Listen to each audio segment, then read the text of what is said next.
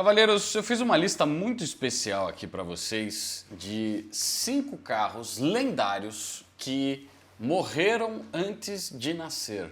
Verdadeiras lendas da engenharia mundial. Estamos falando aqui de BMWs, Mercedes, Ferraris e até Yamahas. Eu estou falando de carro, certo? Yamaha, carro.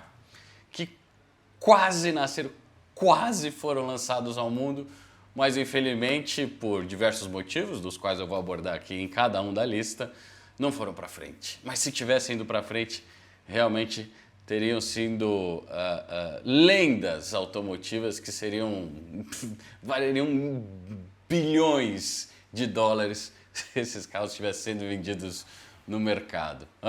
Vem comigo que eu vou explicar o porquê.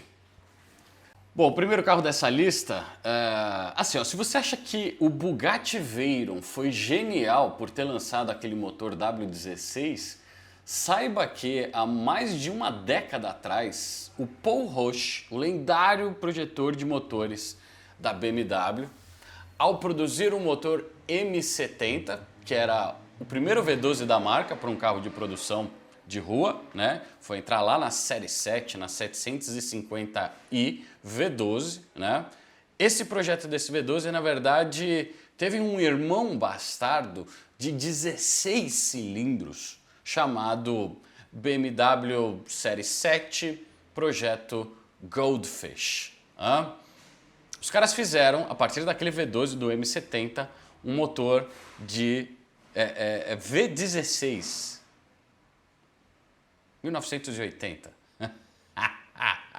É sério.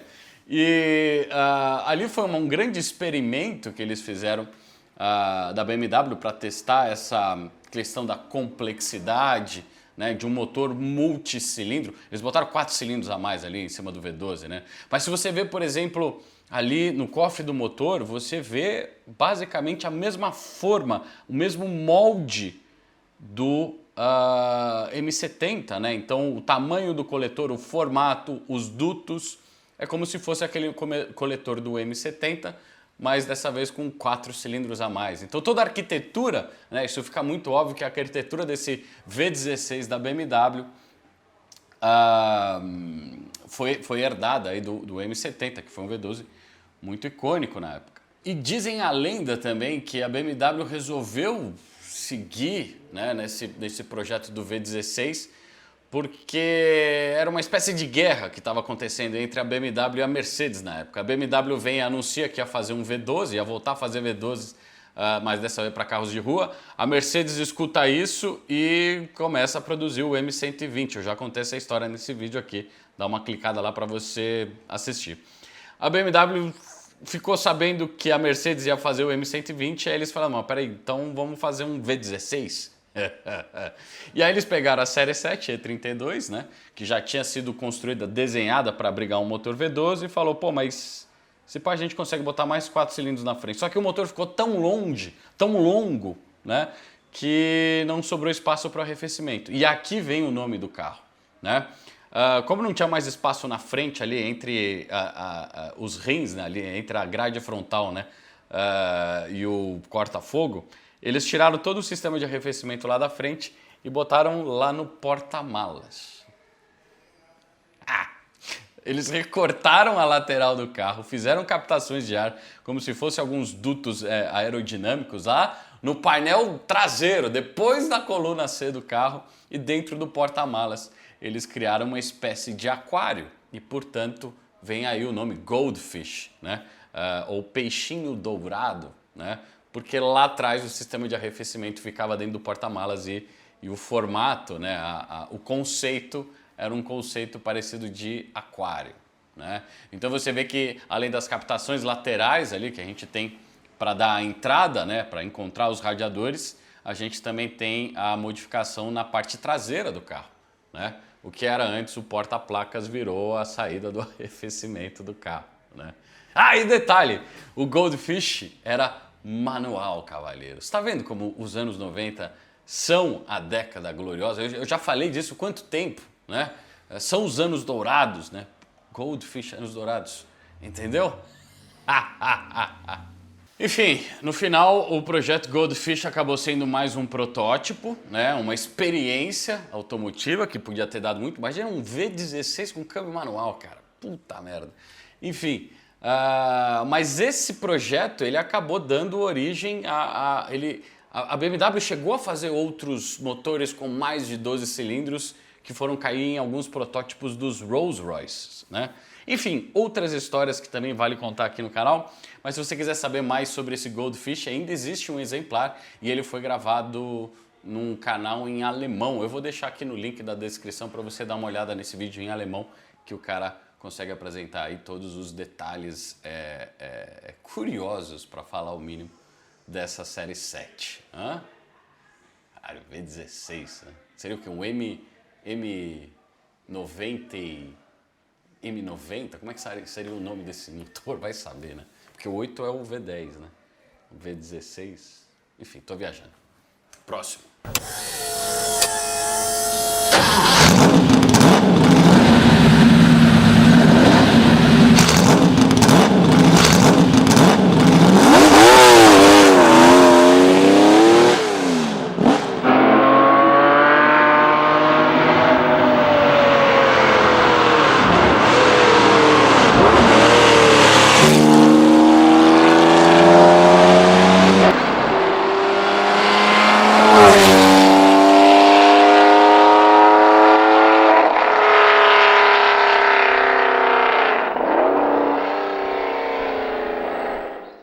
O segundo carro dessa lista trata-se de um inglês, um Lord inglês, que foi assim uma espécie de sucessor, né, de uma grande linhagem de campeões ali de Le Mans.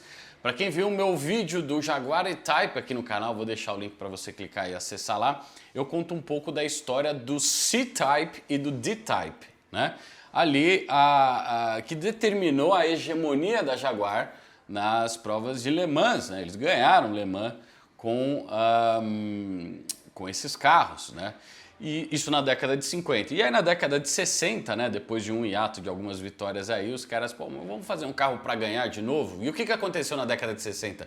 Entra a Ferrari com os motores centrais e entra a Ford, né, com o GT40, enfim, botar o motor lá na frente já não era uma ideia assim de campeões, né? Então eles, pô, vamos fazer de novo um Jaguar, ainda nos moldes do C-Type, por exemplo, e a gente percebe isso nas formas extremamente belas e aerodinâmicas do XJ13, né? Vamos botar o motor lá atrás e dessa vez vamos botar um V12.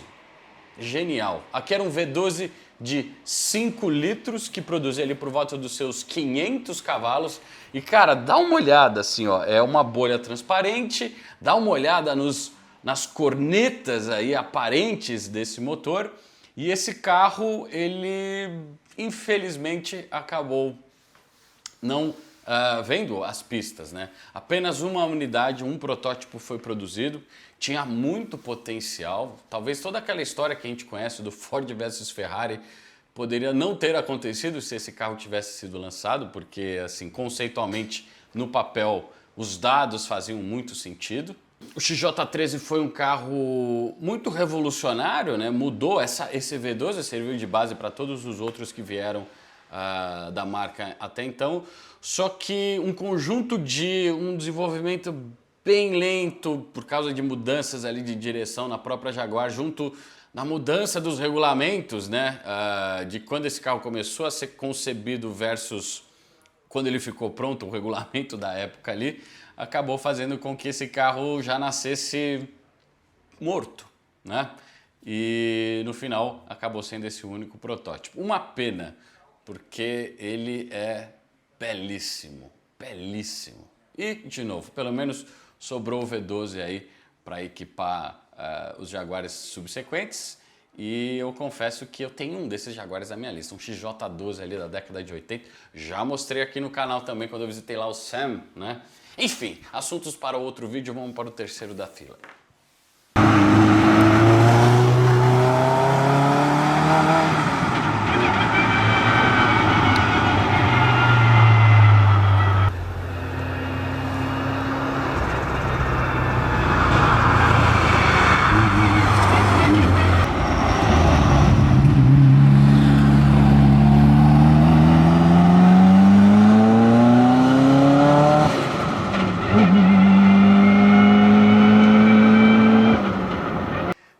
escutou o som da maldade do próximo carro dessa lista? Deu para ver que é uma Ferrari por causa do rosso, né? Mas, assim, ali é um mix, né, de sons do apocalipse, formatos diabólicos de um carro que também nasceu atrasado, né? Aqui no meio da década de 80, o sucesso do grupo B de rally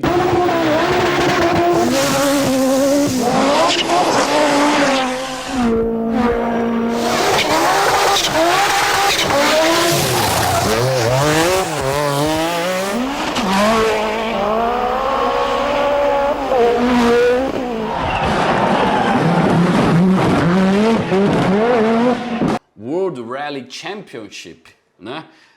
Era evidente. E ali a gente tinha aquelas guerras entre Audi, entre Lancia, etc. Já contei essa história algumas vezes aqui no canal, inclusive tem vídeo dedicado a Grupo B aqui para você assistir, certo?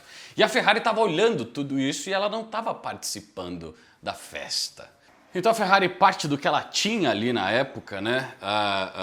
Parte da 308, da 328 e cria a 288 GTO Evoluzione, certo? Aqui a gente estava falando de um V8 com turbos, intercoolers, produzindo ali por volta dos seus 650 cavalos, né?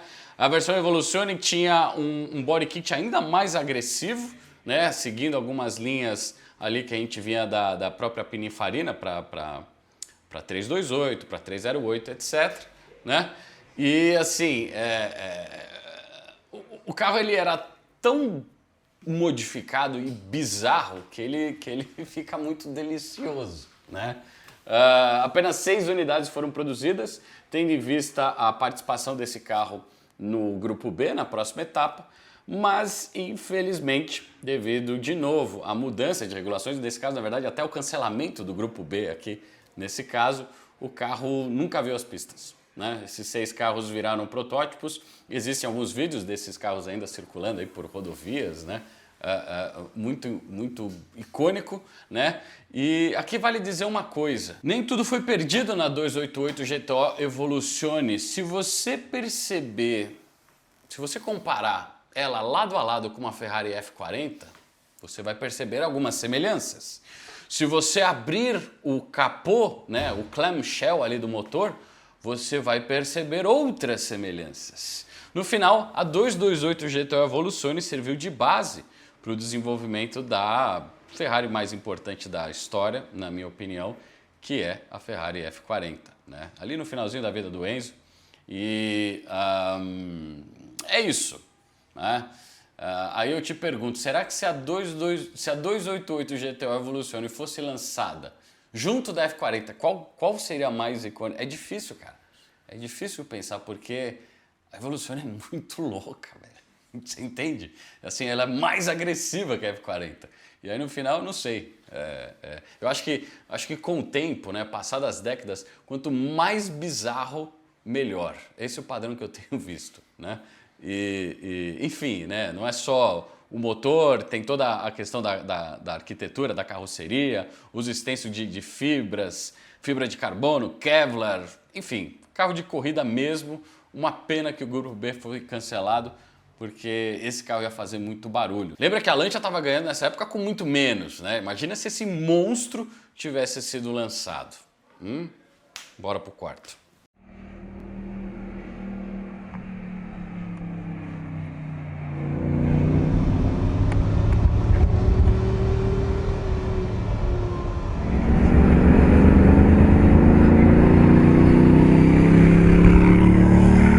Outro assunto que eu abordo frequentemente aqui no canal é como a Mercedes, durante toda a sua história, sempre foi uma das grandes desenvolvedoras de novas tecnologias, de novos conceitos. E eles não só pensavam diferente, como implementavam, né? E talvez uma dessas Mercedes que nunca deixou de ser protótipo, ou a série de Mercedes que nunca deixou de ser protótipo, mais icônica ali dos anos, final dos anos 60 para os anos 70, é a série das Mercedes C111, né?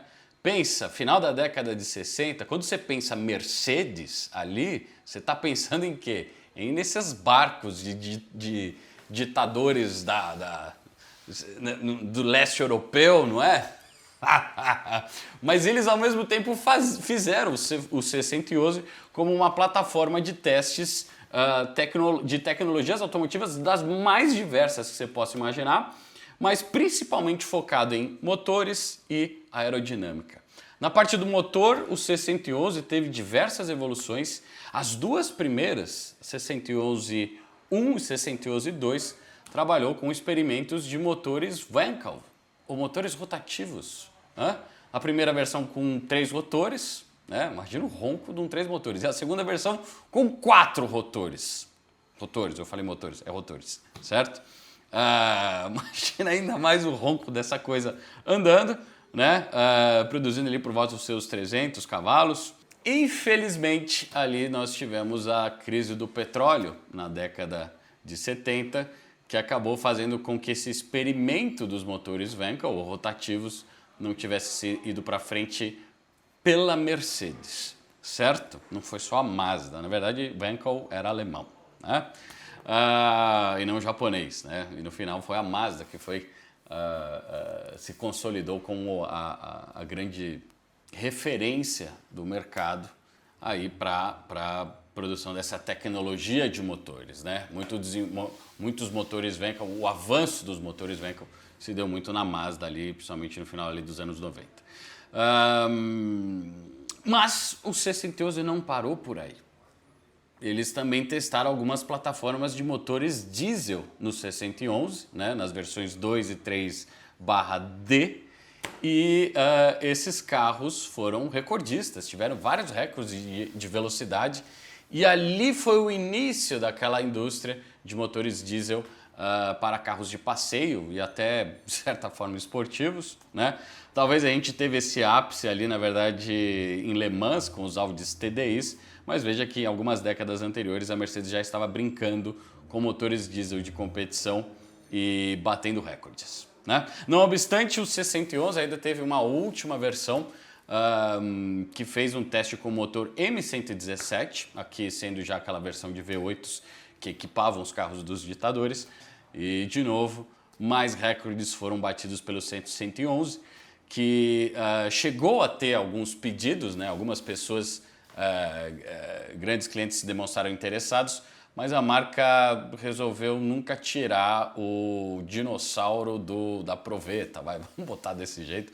Nunca lançou o Jurassic Park porque, enfim, vai que desse certo e o bagulho atravessasse a cerca elétrica. Vai saber, né? Entendeu a analogia? Não, tá? Eu viajei, eu sei. Último da lista. O último é o melhor. Cara, o último é pica da galáxia.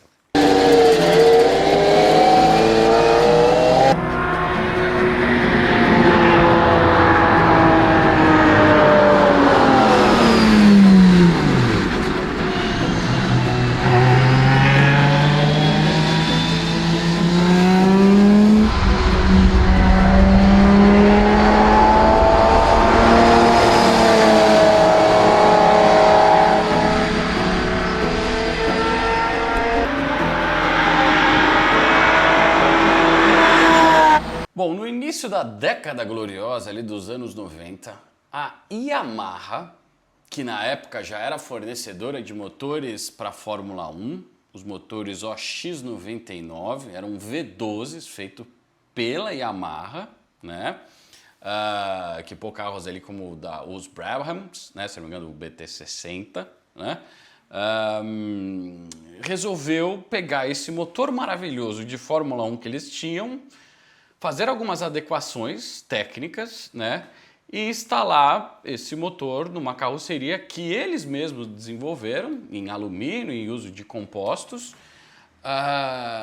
num padrão muito semelhante a um outro carro que veio depois, que foi a McLaren F1. Só que o Yamaha veio antes. E pouca gente se lembra disso, né? O AX99-11 era um carro feito pela Yamaha, que pesava apenas 900 quilos, de motor central traseiro, esse V12, né? O motorista sentava no meio do carro, só que com um pouco deslocado para a direita, e logo atrás, do lado esquerdo, vinha o banco do passageiro. Você já viu essa fórmula em algum lugar? E aí a Yamaha fez esse protótipo ali dos anos, no início da década de 90. Esses carros rodaram, né? Dá uma olhada, por exemplo, na abertura da porta do carro. Olha que coisa louca, né? E perceba o tamanho do piloto para o restante do carro. Estamos falando aqui basicamente, senhores, da fórmula do Altozan, só que com o motor certo, um motor V12 longitudinal, naturalmente aspirado de Fórmula 1. Os caras fizeram esse carro. Esses carros rodam. E eu, se tudo der certo, eu vou visitar eles no Japão, né? Enfim, imagina a lenda que ia ser se a Yamaha tivesse ido para frente e lançasse esse carro no mercado, né? Infelizmente, assim como a própria história do próprio Altozan, ali na década de 90 nós tivemos a crise japonesa, né? A crise lá no Japão, que simplesmente matou diversos projetos, assim como o OX99, que hoje são só apenas 3 unidades e 3 protótipos que rodam por aí de vez em nunca em alguns eventos. E parece que eles estão lá no museu da Yamaha. E eu vou ter que botar isso pra gente ir lá e gravar esse carro pra vocês, né? Mas, de novo, menção honrosa não, é só o último da lista mesmo aqui, desses carros que quase nasceram, quase ganharam as ruas e os mercados, poderiam ter feito muita história, né? Todos os carros icônicos. Imagina uma Mercedes com motor rotativo, cara. Imagina a Evoluzione nos pôsteres de todo mundo. Bom, tivemos, né? Tivemos ela em alguns pôsteres. Eu lembro da Evoluzione com aquela frente bizarra. Enfim, carros que deveriam ter sido lançados, carros lendários que morreram antes de nascer. Considere se inscrever neste canal.